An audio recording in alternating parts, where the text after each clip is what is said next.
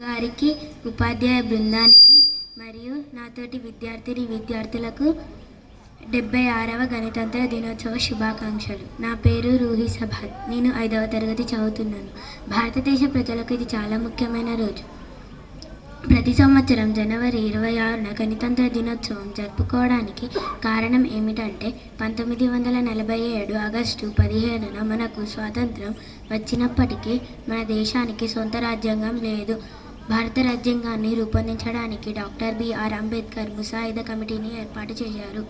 భారత రాజ్యాంగాన్ని రూపొందించడానికి 2 సంవత్సరాలు 11 నెలల 18 రోజుల సమయం పట్టింది.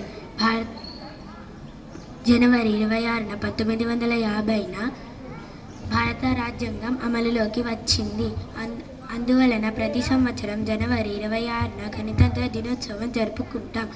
ఈరోజు మనం ఇంత స్వేచ్ఛగా ధైర్యంగా జీవించడానికి మన సైనికులే ముఖ్య కారణం. భారత రాజ్యాంగాన్ని రూపొందించడానికి అంబేద్కర్, సైనికులను, స్వాతంత్ర సమరయోధులే ముఖ్య కారణం. రాజ్యాంగంపై ప్రజల్లో అవగాహన కల్పించడంతో పాటు రాజ్యాంగం విలువను ప్రచారం చేయడమే ఈ దినోత్సవం జరుపుకోవడానికి ముఖ్య ఉద్దేశం. అందరూ మన దేశ సైనికులను గౌరవించాలి, మన రాజ్యాన్ని కూడా గౌరవించాలి.